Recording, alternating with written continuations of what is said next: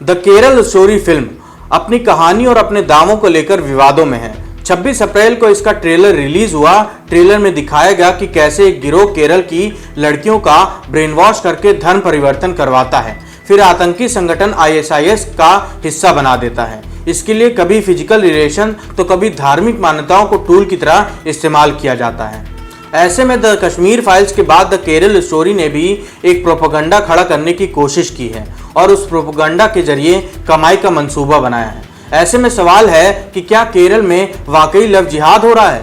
Film के teaser में दावा किया गया कि केरल की 32,000 से ज्यादा लड़कियां गायब हुई हैं। इस दावे में कितना दम है? द केरल स्टोरी में दिखाया गया है कि केरल से गायब होने वाली लड़कियों ने ISIS ज्वाइन किया। इसमें से कितनी सच्चाई सामने आई है? इन तमाम सवालों का एक ही जवाब निकल कर आया है कि फिल्म सिर्फ और सिर्फ झूठ के एजेंडा पर बनी है। पूरी तरह से नफरत का कारोबार है और प्रोपेगेंडा है और इसकी कलाई अब खुलती नजर आ रही है। नमस्कार, मैं बैराज आपका हुनरबाज पत्रकार में स्वागत करता हूं। 26 अप्रैल को जब द केरल स्टोरी का टीजर सामने आया तो YouTube पर इस टीजर के डिस्क्रिप्शन में दावा किया गया था कि केरल में 32,000 से ज्यादा लड़कियां गायब हुई हैं। फिल्म में दावा किया गया कि केरल की उन 32,000 लापता लड़कियों की कहानी है जिनका ब्रेन वॉश करके पहले उन्हें इस्लाम कबूल करने पर मजबूर किया गया और बाद में उन्हें ISIS से जोड़कर आतंकवादी बना दिया गया।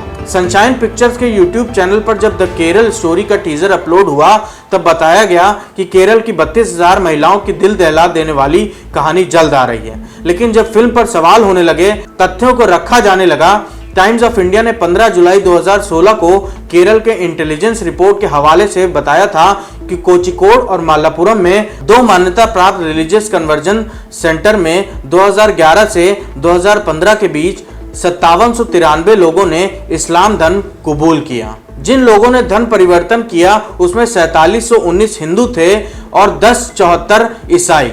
24 जून 2012 को केरल के मुख्यमंत्री ओमन चांडी ने राज्य की विधानसभा में बताया था कि 2006 में 2667 लड़कियों ने इस्लाम धर्म अपनाया।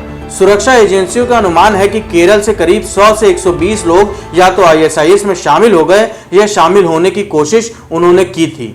उनमें से कुछ को मध्य पूर्व से सीरिया या अफगानिस्तान भेजा गया, वहां पर वो ISIS के लिए काम करने लगे। इनमें से कई मारे गए। वहीं अगस्त 2019 में मल्लापुरम के इंजीनियर छात्र मोहम्मद मोहसिन के परिवार को एक संदेश मिला कि उनका इकलौता बेटा अफगानिस्तान में अमेरिकी ड्रोन हमले में मारा गया। 2014 और 15 में सुरक्षा एजेंसियों ने 17 भारतीयों की पहचान की जिन पर ISIS में शामिल होने का संदेह था।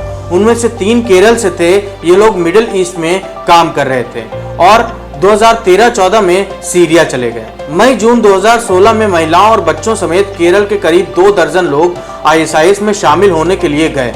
जांच में ISIS के कासरगोडा मॉड्यूल का पता चला। जो लोग गायब हुए उनमें से ज्यादातर उसी जिले के थे। यानी केरल में धर्म परिवर्तन और ISIS में शामिल होने के मामले तो हैं, लेकिन वो गिनती के हैं। हजारों या 32,000 तो बिल्कुल नहीं, बहुत ही गिनती के मामले हैं। ऐसे में 32,000 की कहानी पूरी तरह से फर्जी, पूरी तरह से प्रोपेगेंडा और पूरी तरह से नफरत फैलाने का एजेंडा साबित हुई। बस फिर क्या था? नफरती फिल्म की टीम ने टीजर का डिस्क्रिप्शन ही बदल दिया। जिस 32,000 की संख्या पे पूरा विवाद खड़ा था उस संख्या को ही हटा दिया और अब 32,000 की जगह सिर्फ 3 लड़कियों की संख्या लिख दी गई है, वो भी चोरी चोरी चुपके चुपके।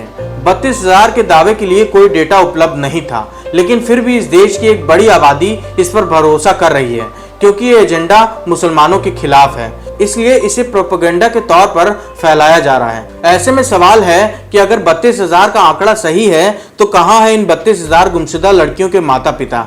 इन 32,000 लापता लड़कियों के लिए किसी ने कोई FIR अब तक दर्ज क्यों नहीं की? अगर दर्ज की है तो कहां है? 32,000 लड़कियां गायब हैं और एक भी FIR दर्ज नहीं, एक भी शिकायत नहीं। क्या यह अजीब बात नहीं है? ये हजम होने वाली बात है। इन लापता लड़कियों का नाम और पासपोर्ट नंबर क्या है?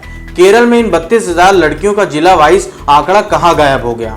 पूरी तरह से फर्जी प्रोपेगेंडा पर एक फिल्म सामने आई है, सिर्फ इसलिए क्योंकि वो एक धर्म को टारगेट कर रही है। इसलिए बहुत बड़ी एक आबादी है जो इसका समर्थन कर रही है। सिर्फ और सिर्फ धर्म की आड़ में एक समुदाय को, एक धर्म को कटघरे में खड़ा करके झूठे एजेंडा, झूठे प्रोपेगेंडा और झूठे आंकड़ों के जरिए सिर्फ और सिर्फ देश के भीतर नफरत फैलाई जा रही है।